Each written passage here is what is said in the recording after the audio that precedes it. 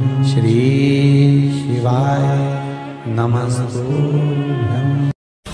और एक विश्वास के साथ आप लोगों से कहना चाहूंगा, जितने लोग आस्था पर कथा सुन रहे हो, जितने फेसबुक यूट्यूब पर सुन रहे हो, और जितने लोग मालेगांव की ये पवित्र भूमि पर बैठकर कथा सुन रहे हो, एक दिल से कहूं आप लोगों से, आप स्वीकार करिएगा, दुख की घड़ी में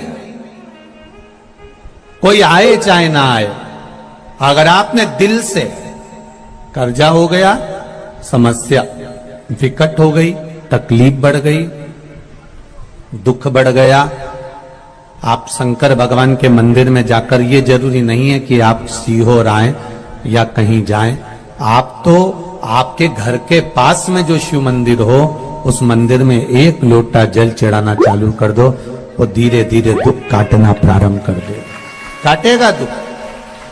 बस जल चढ़ाने का एक नियम है शिव जी का। शंकर भगवान को जो जल चढ़ाया जाता है दुख काटने के लिए, तकलीफ काटने के लिए, कष्ट मिटाने के लिए, तो एक नियम है शंकर भगवान का जल चढ़ाने का जो नियम है।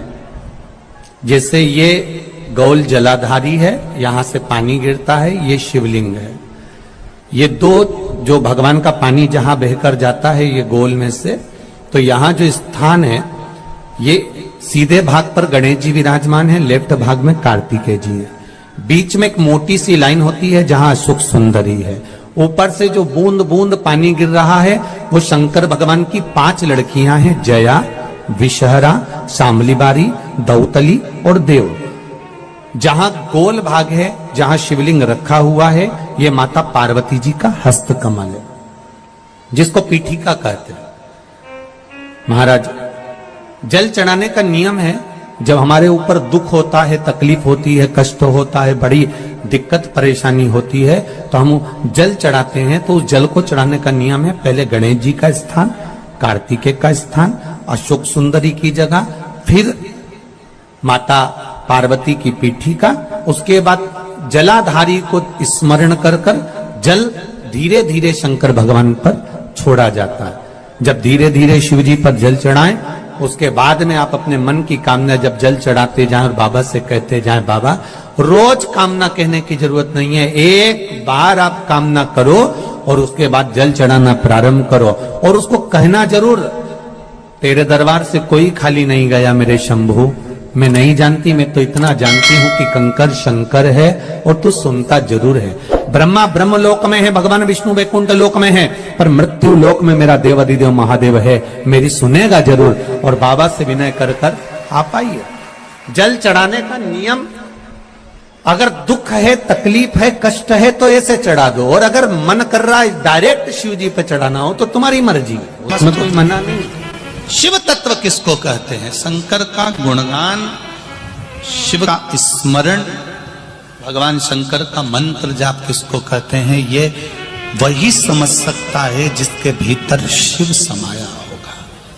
और एक विश्वास के साथ आप लोगों से कहना चाहूंगा, जितने लोग आस्था पर कथा सुन रहे हो, जितने फेसबुक यूट्यूब पर सुन रहे हो, और जितने लोग मालेगांव की ये पवित्र भूमि पर बैठकर कथा सुन रहे हो, आप दिल से उसकी कथा सुनना।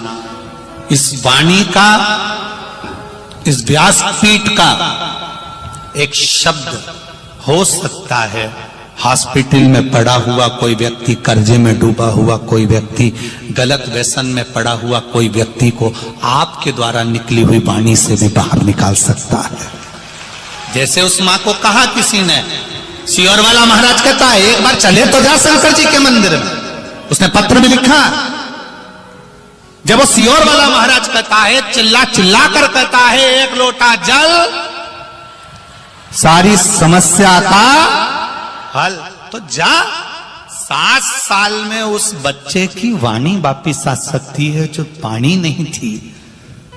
जब वो वाणी मेरा महादेव दे सकता है, वो देखो उस माँ के चेहरे की खुशी, उस माँ के चेहरे की रौनकता, जिसका बेटा 7 साल बाद बोला हो, उसका आनंद देखिए कि कितना होगा,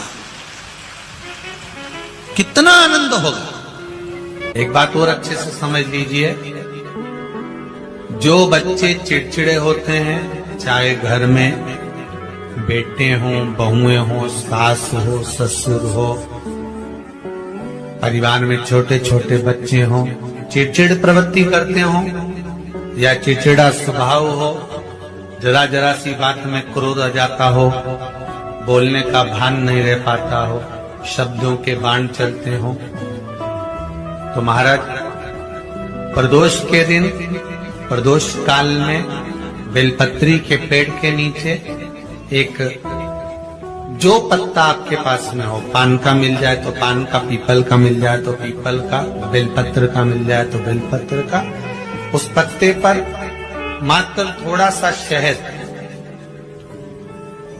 और 7 दाने चावल के रखकर घी का दिया लगा दो महाराज, और थोड़ा सा जल हाथ की अंजलि में लेकर भगवान देवाधिदेव महादेव का स्मरण कर कि इस बेलपत्री के वृक्ष के नीचे माता लक्ष्मी, पार्वती, सरस्वती विराजमान है।